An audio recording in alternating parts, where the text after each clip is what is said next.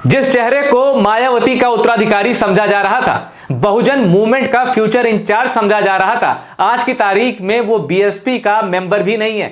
जी हां, 2 मार्च को पहले तो मायावती ने अपने भतीजे आकाश आनंद से सारे पद छीने और 3 मार्च को उनको पार्टी से ही निकाल दिया और यहां तक कह दिया कि अपने ससुर यानी अशोक सिद्धार्थ के प्रभाव में आकर आकाश आनंद ने खुद की राजनीति बर्बाद कर ली है। यह इशारा है कि शायद मायावती का गुस्सा आकाश आनंद पर कभी ठंडा नहीं पड़ेगा और बीएसपी में उनकी एंट्री के दरवाजे बंद हो चुके हैं। हालांकि भविष्य क्या है यह तो मैं नहीं कह सकता, लेकिन इस वक्त जो चर्चा चल रही है वो यही चल रही है कि क्या बीएसपी फिनिश होने की कगार पे है। क्या बहन जी का जो राजनीति में इतना दखल था, यूपी की कई बार सीएम रही, अब पूर्ण बहुमत के साथ बीएसपी की सरकार उत्तर प्रदेश में थी 2007 से लेकर 2012 तक। न्यूज़वीक जैसी मैगजीन ने जिन मायावती को दुनिया की 100 सबसे प्रभावशाली शख्सियत में शुमार किया था, कवर पेज पे छापा था, क्या यूपी की ही नहीं देश की राजनीति से अब मायावती का चैप्टर क्लोज हो चुका है? आज हम इन्हीं सब पहलुओं पे चर्चा करेंगे और यह भी चर्चा करेंगे कि क्या बहुजन मूवमेंट चंद्रशेखर आगे बढ़ाएंगे या फिर बीएसपी मायावती बीएसपी को रिवाइव करती हैं। उससे पहले आइए अब जान लेते हैं, एक छोटा सा इंट्रो मैं आपको दे दूं बीएसपी के राजनीतिक सफर पर, यानी जो भारतीय राजनीति है उसमें बीएसपी कहां से आई, कहां से जल हुई और कैसे एक नेशनल पार्टी बन गई और आज की तारीख में बीएसपी की हालत यह है कि उसके सांसद और उसके विधायक दूरबीन से भी देखिए तो दिखाई नहीं देते। सबसे पहले मैं आपको बताता हूं बीएसपी का राजनीतिक सफर। 14 अप्रैल 1984 को बीएसपी की स्थापना की। काशीराम उसके पहले दलित मूवमेंट से जुड़े कई संगठन की स्थापना कर चुके थे। पूरे देश का उन्होंने भ्रमण किया। उनको सबसे ज्यादा संभावना 2 स्टेट में दिखाई दी थी, एक था यूपी, एक था पंजाब। उसकी वजह यह भी थी कि दलित पॉपुलेशन यहां ज्यादा थी। 14 अप्रैल जो आप जानते हैं बाबा साहब भीमराव अंबेडकर की बर्थ एनिवर्सरी है, तो यही स्पेशल डे काशीराम ने चुना था और 14 अप्रैल 1984 को बीएसपी की स्थापना हुई थी। 3 जून 1995 को यानी स्थापना से करीब 11 साल बाद सियासत में एक बहुत बड़ा चमत्कार होता है और मायावती उत्तर प्रदेश की मुख्यमंत्री बनती हैं। ये तारीख भूलिएगा नहीं, क्योंकि गेस्ट हाउस कांड भी इसी दौरान हुआ था। तो मायावती उत्तर प्रदेश की मुख्यमंत्री बनती हैं और भारतीय राजनीति के इतिहास में एक रिकॉर्ड बनता है। क्यों? क्योंकि मायावती से पहले देश के किसी भी स्टेट में कोई दलित महिला मुख्यमंत्री नहीं बनी थी। अब आते हैं साल 2001। काशीराम ने मायावती को उत्तराधिकारी बनाया। देखिए, काशीराम ने कई चुनाव लड़े, लेकिन वो कभी सीएम, डिप्टी सीएम ये नहीं बने। चुनाव वो बहुत लड़े, लोकसभा का चुनाव उन्होंने लड़ा, अच्छे अच्छे दिग्गज नेताओं के खिलाफ लड़ा और कई बार तो जिन नेताओं को काशीराम ने राजनीति का ककहरा सिखाया था, दलित मूवमेंट से जोड़ा था, उनके खिलाफ भी काशीराम को चुनाव लड़ना पड़ा और कई बार तो चेले गुरु पे भारी पड़ गए। ऐसे कई चुनाव हुए हैं, लेकिन ये जो दलित मूवमेंट है इसका जो एक नायक है वो काशीराम थे। काशीराम ने 2001 में मायावती को उत्तराधिकारी घोषित कर दिया। इसका मतलब था कि बीएसपी का कंट्रोल मायावती के पास रहेगा। अच्छा, उसके बाद क्या होता है? 14 अप्रैल 2009 बीएसपी की सिल्वर जुबली, यानी बीएसपी की स्थापना के 25 साल होते हैं और ये देखिए, ये 25वां साल क्या शानदार मौके पे आया था। तारीख बता दूं मैं आपको, 14 अप्रैल 2009 जब बीएसपी अपनी सिल्वर जुबली मना रही थी, तब मायावती फुल मेजॉरिटी के साथ यूपी में पावर में थी और वो मुख्यमंत्री थी, क्योंकि 2007 से 2012 तक उत्तर प्रदेश में मायावती का टेन्योर था और 14 अप्रैल को बीएसपी का 25वां साल था स्थापना का, यानी सिल्वर जुबली। अब आते हैं आज की तारीख में। इस सुनहरे अतीत के बाद आज बीएसपी कहां है? 2024 लोकसभा चुनाव में बीएसपी 488 सीटों पर लड़ती है। पूरे देश में एक भी सीट नहीं मिलती। याद कीजिए, 2009 के लोकसभा चुनाव में सिर्फ यूपी में बीएसपी की 20 सीटें थी। सिर्फ उत्तर प्रदेश में, वो शायद बीएसपी का बेस्ट परफॉर्मेंस भी था, 20 सीटें थी 2009 के लोकसभा चुनाव में। सिर्फ यूपी में बीएसपी की 20 सीटें थी और आज की तारीख में पूरे भारत में लोकसभा में बीएसपी का कोई सांसद नहीं है। अब ऐसा क्यों हो गया? अचानक ऐसा क्यों हो गया? क्या जिन दलित वोट बैंक के आधार पर, क्या जिस दलित वोट बैंक की सीढ़ी पर मायावती ने सत्ता का शिखर हासिल किया, क्या वो वोट बैंक छिटक गया है? वो कहां गए? वो लोग कहां गए जो मायावती को वोट देते थे? क्या मायावती की सोशल इंजीनियरिंग किसी ने हाईजैक कर ली? क्या मोदी युग के बाद बीएसपी का ग्राफ एकदम डिक्लाइन करता गया? इन सब सवालों का आपको मैं जवाब दूंगा, लेकिन उसके बीच में यह भी जान लीजिए कि 2007 से 2012 के बीच मायावती और उनके समर्थकों ने सत्ता तो एंजॉय की, उनके करीबी नेताओं ने सत्ता तो एंजॉय की, लेकिन जब सत्ता गई तो वो करीबी भी मायावती को छोड़कर चले गए। यानी कि जहां उनको फायदा दिखा वहां वो पॉलिटिकली शिफ्ट हो गए। अब इसमें मायावती की गलती है या वही लोग मौसम वैज्ञानिक थे, ये आप तय करिए। लेकिन अब मैं आपको वो नाम बताता हूं जो बीजेपी के पिलर थे और जिनके जाने से मायावती बड़ी कमजोर साबित हो गई। पहला नाम बाबू सिंह कुशवाहा। कहा जाता है कि बाबू सिंह कुशवाहा 2.5 दशक से ज्यादा समय तक बीएसपी से जुड़े थे और लोगों को याद होगा जब मायावती की सरकार थी 2007 से 12 में, तब ये कितने पावरफुल माने जाते थे। सीएमओ हत्याकांड हुआ, इनकी ये जांच के घेरे में आए, उसके बाद इन्हें पार्टी छोड़नी पड़ी। कुछ दिनों के लिए तो ये बीजेपी में भी चले गए थे, बवाल बढ़ा तो इन्होंने बीजेपी से भी किनारा किया और आज की तारीख में ये समाजवादी हैं, लाल टोपी पहन चुके हैं और जौनपुर से सांसद हैं। इन्होंने कृपा शंकर सिंह को हराया है, तो एक हैवी वेट कैंडिडेट है। यूपी की सियासत में ये एक बड़ा नाम है बाबू सिंह कुशवाहा। इन्होंने पार्टी छोड़ दी।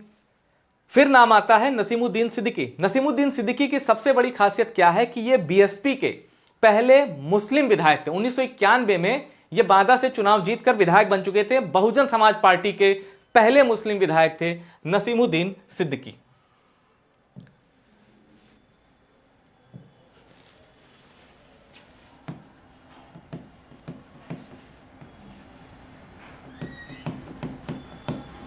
First Muslim MLA of BSP. लेकिन जब मैं फिर कहूंगा कि मायावती की जब सरकार थी ना 2007 से 12, तब तो बहुतों ने पावर एंजॉय की, लेकिन जब मायावती पहली बार मुख्यमंत्री बनी तब भी नसीमुद्दीन सिद्दीकी को कैबिनेट में जगह दी थी। क्योंकि नसीमुद्दीन सिद्दीकी एक तो चूंकि मैंने आपको बताया कि पहले मुस्लिम एमएलए थे बीएसपी के, तो अल्पसंख्यकों का वोट भी लेना था, मुसलमानों को दिखाना था कि हाँ हमारे बीएसपी में उनका भी प्रतिनिधित्व है, हमारी पार्टी में उनके भी लीडर्स को पोस्ट मिलती है, प्रतिष्ठा मिलती है। तो उस लिहाज से नसीमुद्दीन सिद्दीकी जो थे बीएसपी का सालों तक मुस्लिम चेहरा थे। इनफैक्ट इनके पास इतनी पावर थी कि इन्हें मिनी मुख्यमंत्री कहा जाता था। लेकिन इन्होंने भी पार्टी छोड़ी और इन्होंने तो खतरनाक अंदाज में पार्टी छोड़ी थी। मायावती से जुड़े कई फोन कॉल, कई फोन रिकॉर्डिंग इन्होंने वायरल की थी, जिसमें ये उन्होंने बताया कि मुझसे पैसों की डिमांड की जा रही है। इसके बाद ये कांग्रेस में चले गए थे, चुनाव भी लड़ा था, लेकिन चूंकि मोदी वेव थी तो इनका भी बहुत बुरा हाल हुआ था राजनीति में। अब तीसरे नेता हैं स्वामी प्रसाद मौर्य। स्वामी प्रसाद मौर्य को मायावती इतना मानती थी कि 2007 में जो बीएसपी की लहर थी, जिसमें मायावती के 200 से ज्यादा विधायक जीते थे और मायावती मुख्यमंत्री बनी थी, उसमें ये हार गए थे। मायावती की और बीएसपी की लहर में भी ये असेंबली इलेक्शन हार गए थे। इसके बावजूद मायावती ने इन्हें मंत्री बनाया था। स्वामी प्रसाद मौर्य उसके बाद 2017 का जो यूपी विधानसभा चुनाव था उससे कुछ वक्त पहले ये बीजेपी में आए थे और इनके आने से बीजेपी को भी फायदा मिला, क्योंकि पूर्वांचल में इनका अच्छा खासा वोट बैंक है। कुशीनगर, पडरौना, गोरखपुर, उस साइड इनके अच्छा खासा वोट बैंक है। और इन्होंने फिर समाजवादी पार्टी पकड़ ली और उसके बाद थोड़ी सी बांटने की राजनीति करने लगे और जातिवादी राजनीति इन्होंने शुरू कर दी। ये भी बहुजन मूवमेंट के, बीएसपी के मजबूत सिपाही थे। मायावती की सरकार में इनका भी कद बढ़ा था, लेकिन फिर वही इन्होंने भी बीएसपी छोड़ दी और इनके जाने से भी पार्टी को यानी बीएसपी को बड़ा नुकसान हुआ था। चौथा नाम है इंद्रजीत सरोज। अब आप देखिए,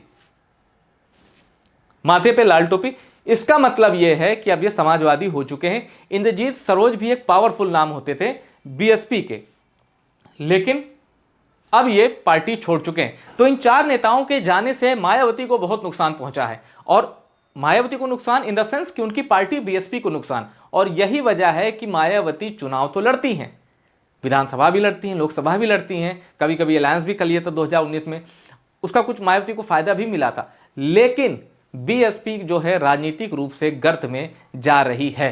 और कौन यकीन करेगा कि ये वो पार्टी थी जिसके मुखिया को यानी मायावती को बारे में कभी ये कहा जाता था कि वो भारत की प्रधानमंत्री भी बन सकती हैं। और मेरे ख्याल से 2006 के आसपास एक वक्त ऐसा भी आया था जब मायावती देश के टॉप 20 हाईएस्ट टैक्स पेयर्स में से एक थी।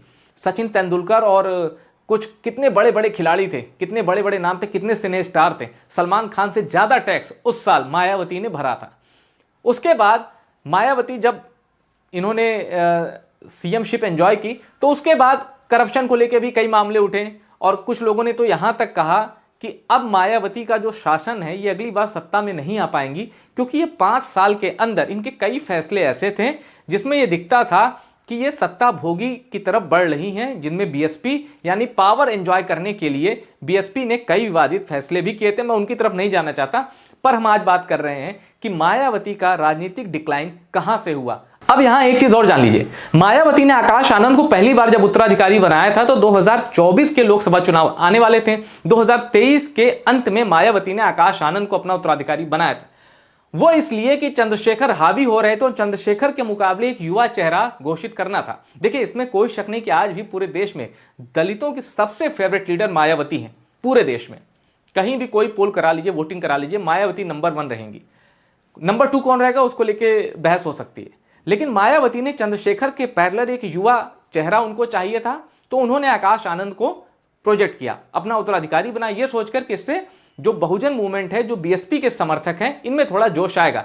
लेकिन आकाश आनंद ने क्या किया, उन्होंने आक्रामक शैली से बीजेपी पर हमले करने शुरू कर दिए। अब मायावती जो कि राजनीति की नस नस को समझती हैं, और मैं एक चीज बताऊं, कुछ नेताओं के बारे में कहा जाता है ना कि ये चुनाव के चाणक्य हैं या इलेक्शन मैनेजमेंट की स्किल इनकी बहुत अच्छी है, वो ऐसे नेता हर पार्टी में होते हैं। मायावती को बहुत अंडररेट किया जाता है जब उनकी राजनीतिक स्किल को परखने की कोशिश होती है। वो बेहद ही समझदार हैं, बेहद ही अनुभवी हैं, उनकी समझ पर कभी शक नहीं किया जा सकता, उनकी राजनीतिक समझ कमाल की है।